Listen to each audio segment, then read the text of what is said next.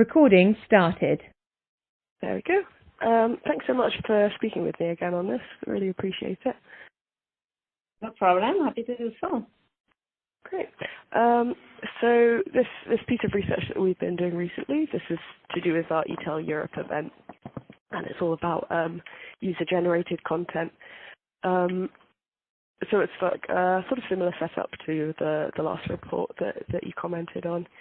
So I won't bore you with the details again. But basically, I was hoping I could just get started with the questions, if that's all right. Yeah. Fantastic.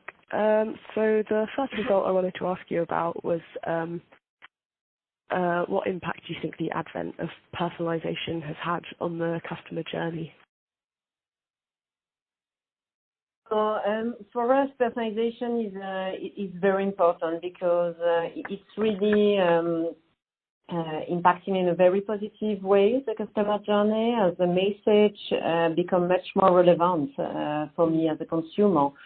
So for us, it's important also as a strategic objective for us is really to get very close to our consumer and have this really proximity approach. So the personalization enables us really to have this proximity also on all our digital channels, basically. Yeah. Do you have, just out of interest, what sort of extent do you have personalization down to? Is it sort of, are you able to personalize down to the individual, or is it more sort of specific profiles or a bit broader than that?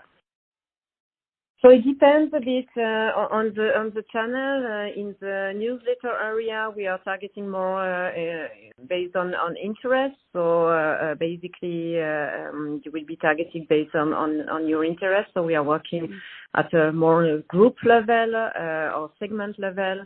And on the website, we are working on a one-to-one level personalization, also based on your profile, but also on your browsing behavior and interest. And yeah, I think that makes a lot of sense. A lot of the time, I think people sort of sweep people into these sort of broad categories of sort of age and gender and region, and they're not always accurate, are they? Yeah. No, it's really the intent is really to be able to have a one-to-one communication with our consumer, and not going through this clustering. Depending on the channel, we are of course on this journey to get to this one-to-one communication. But yes, clearly this is a final objective. Great. The next question was to do with what sort of marketing people are predicting will yield the most ROI in 10 years' time, and a lot of our respondents said that there'd be a sort of the bubble around influencer marketing was due to burst pretty soon. Do you think that's true? And if so, why?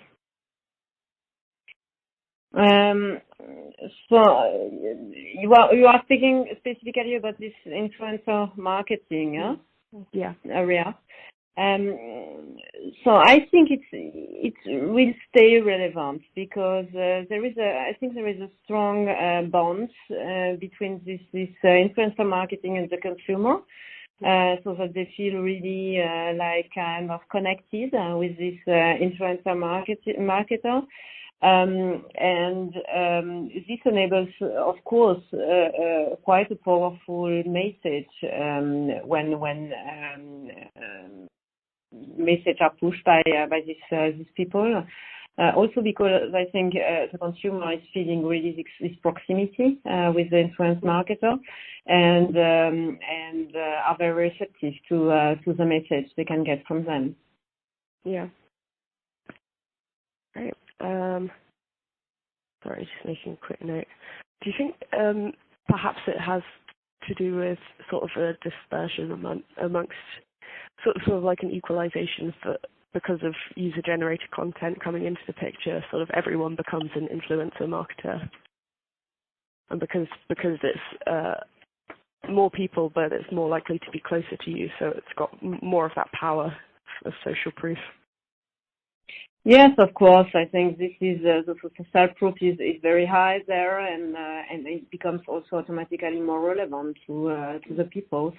So yeah, I think it's a channel that will continue to be very performant in terms of ROI. Great. That's really helpful. Thank you. The next result that I'm looking at is just a sort of giving an overview of what sort of user-generated content people are using now and what they're looking to use in the future. Are there any forms of user-generated content that you think are being underutilized at the moment? And what do you think would be good candidates for investment from retailers? Yeah, I think so. This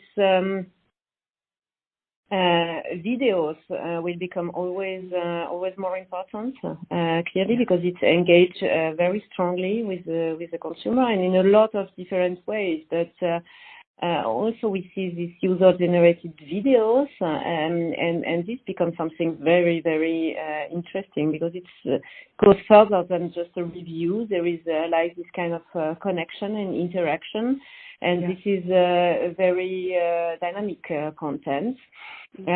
So we see also in some markets, for example, also in China, for example, videos are so relevant also in terms of e-commerce and sales in general. So for me, this is really the future and where we will also invest strongly in the next months or years. Yes. Well, actually, I think about 60-something% of our respondents said that they were already using videos. So I'm just wondering where you think that's going to head. What sort of video content will look like in a few years' time?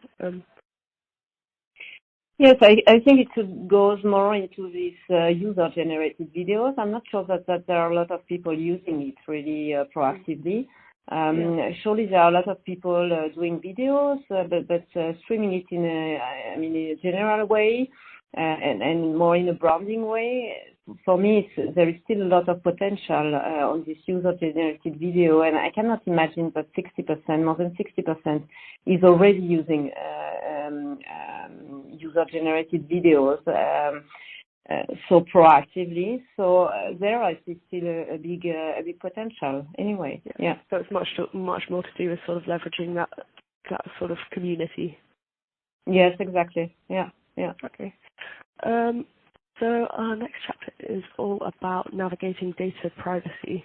What do you think are some issues that retailers might come across with GDPR when utilizing user-generated content?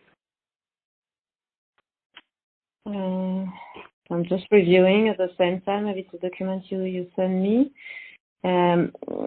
So you are on this channel display for user-generated content? Pardon? You are now in the what other channel display or reference user-generated content? Yeah, I mean, sorry, I didn't quite catch that. No, because I'm following on the Word document you sent me out. So I was wondering where you in which part you are now. If you already are in part 2. What? Really the navigating data privacy? Yeah, that's the one. Yeah. Okay. Yeah. The that. Yeah, I think GDPR is surely a big challenge there, but I don't think it's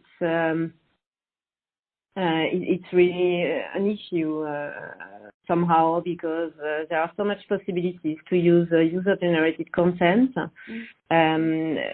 with no strong dependency on GDPR. So. Yeah, I think I don't think this is the main issue. Basically, it can be considered as one of the big issues, but I think in reality there are a lot of ways of getting there with current legislation GDPR. Okay. Do you think there's still a place for third-party data in a post-GDPR world, or should retailers be aiming more to sort of nurture this direct relationship with customers? Well, I think, of course, collecting data is very important.